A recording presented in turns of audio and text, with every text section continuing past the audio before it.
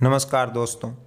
दादा सोमनाथ को तोड़ने के लिए, लूटने के लिए दिल्ली से हुक्म निकला अलाउद्दीन खिलजी का कि शिव के मंदिर को तोड़ दो।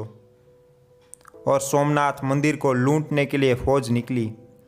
यह राजस्थान की धरती और झालोर के कानड़दे चौहान, उन्होंने तय किया कि इस फौज को मैं किसी भी कीमत में सोमनाथ मंदिर तक नहीं पहुंचने दूंगा। और अलाउद्दीन की फौज के सामने उतरे। घमासान युद्ध हुआ और अलाउद्दीन की फौज को भागना पड़ा। सोमनाथ मंदिर को लूटने तक यह फौज नहीं पहुंच सकी। और यहाँ दिल्ली में अलाउद्दीन को पता चला। अलाउद्दीन लाल पीला होने लगा कि कौन से ऐसे क्षत्रिय हैं, कौन से ऐसे राजपूत हैं जो हमारी इतनी विशाल सेना को रोक सकते हैं।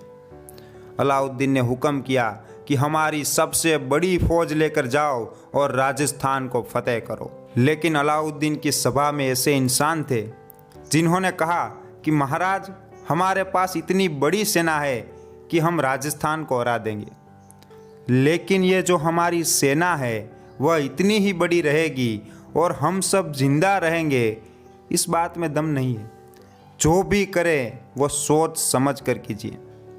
अलाउद्दीन ने कहा कि तो फिर क्या किया जाए, और मंत्रणा हुई। उसमें तय हुआ कि राजपूतों के साथ मित्रता कर ली जाए तो उन्हें बीच में से हटा सकते हैं। अलाउद्दीन ने कहा ठीक है, और संदेशा भेजा। कानोड़दे चौहान को संदेशा मिला। उसमें लिखा था कि मैं अलाउद्दीन खिलजी, आप राजपूतों की वीरता से प्रसन्न हूँ, मुझे आपके साथ मित्रता करनी है। कानोड़दे चौहान बहुत समझदार थे। उन्हें पता था कि मित्रता क्यों करनी है, लेकिन फिर भी अगर वह मित्रता करना चाहते हैं तो हमें कोई दिक्कत नहीं। लेकिन उस पत्र में ऐसा लिखा था कि कानोड़दे चौहान खुद दिल्ली आए। लेकिन कानोड़दे चौहान ने ऐसा नहीं किया। उन्होंने अपने पुत्र वीरमदे चौहान को दिल्ली भेजा। अलाउद्दीन को थोड़ा बुरा लगा, लेकिन मंत्रियों ने समझाया कि बेटा तो बेटा, मित्रता तो हो गई। सुबह हुई। अलाउद्दीन खिलजी अपने दरबार में हाजिर हुए और वीरमदे चौहान नाम के राजपूत सामने से चल कर आ रहे हैं, और ऐसे वैसे नहीं, शहर की तरह चल कर आ रहा है। कचहरी स्तब्ध हो गई। वीरमदे ने आकर अपनी बैठक ली, लेकिन पर्दे के पीछे जो बेगमें बैठती हैं उसमें अलाउद्दीन की प्यारी बेटी फिरोज़ा बैठी थी, और उसकी नज़र वीरमदेव पर गई। उसने राजपूत को देखा और देखते ही रही। उसने मन में निश्चय किया कि वर वरूं तो वीरमदेव, नहीं तो रहूं अकन कुंवारी। और ये बात अलाउद्दीन को पता चली। अलाउद्दीन आग बबूला हो चुका था, लेकिन फिर से उनके सलाहकारों ने समझाया कि अगर हमें मित्रता ही करनी है तो ये तो उससे भी अच्छा है कि अगर हम फिरोज़ा की शादी वीरमदेव से कर दें तो राजपूत हमारे सामने कभी लड़ने ही नहीं आएंगे। यह कार्य करने जैसा है। अब वीरमदेव तक यह बात पहुंची। वीरमदेव ने कहा कि यह बात मेरे पिताजी तक पहुंचानी पड़ेगी, मैं इसमें कुछ नहीं कह सकता। वीरमदेव राजस्थान पहुंचे। दूसरे दिन संदेशावाहक आया। कानोड़दे चौहान की कचहरी में पत्र पढ़ा गया कि मैं अलाउद्दीन खिलजी अपनी बेटी फिरोज़ा का हाथ आपके बेटे वीरमदेव को देना चाहता हूँ। आप बारात लेकर दिल्ली आ जाइए। कानोड़दे चौहान ने वीरमदेव की ओर देखा और कहा कि बेटा, इसमें तुम्हारा क्या कहना है। और वीरमदेव ने कहा कि मामो लाजे भाटियाँ, कुल लाजे चौहान, जे में परणु तुरकणी तो पश्चिम उगे भाण, ये विवाह कभी संभव ही नहीं है। यह बात दिल्ली तक पहुंची।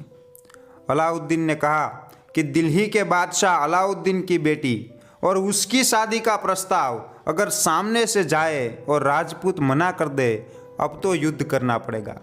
लाखों की सेना लेकर अलाउद्दीन राजस्थान की धरती पर पहुंचा। बहुत भयंकर युद्ध हुआ। पहले कानोड़दे चौहान वीरगति को प्राप्त हुए, फिर वीरमदे चौहान युद्ध में उतरे। और इधर फिरोज़ा ने अपनी एक दासी को उसके अंगरक्षकों के साथ युद्ध के मैदान में भेजा।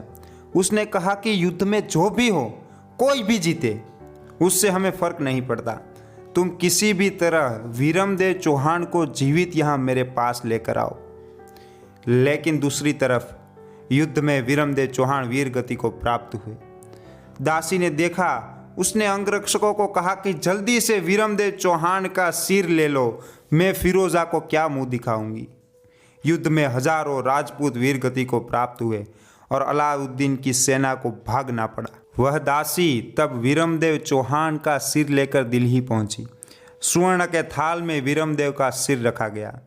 दासी ने फिरोजा को कहा, मैं उस राजपूत को जिंदा नहीं ला सकी हूँ, लेकिन उसका सिर मैं लाई हूँ। फिरोजा उसे देखने के लिए गई।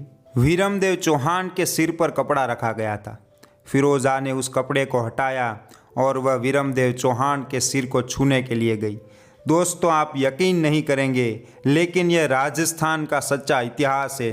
तब वीरमदेव के मस्तक ने मुंह फेर लिया था, थाल में उल्टा घूम गया था। और फिरोजा ने कहा, तज तुर्कानी चाल हुई हिंदवानी हमें, भो भोरा भरथार सिर न धूण तू सोनीग्रा। है सोनीग्रा राजपूत, अब तो सामने देख। दोस्तों, कहा जाता है कि फिरोजा वीरमदेव चौहान के सिर को लेकर सती हो गई थी। ऐसी प्रेम कहानी भी है इस देश में। दोस्तों, अगर आपको वीडियो पसंद आया तो वीडियो को लाइक करें और हाँ, इस वीडियो को ज़्यादा से ज़्यादा शेयर करें और चैनल को सब्सक्राइब करें। धन्यवाद।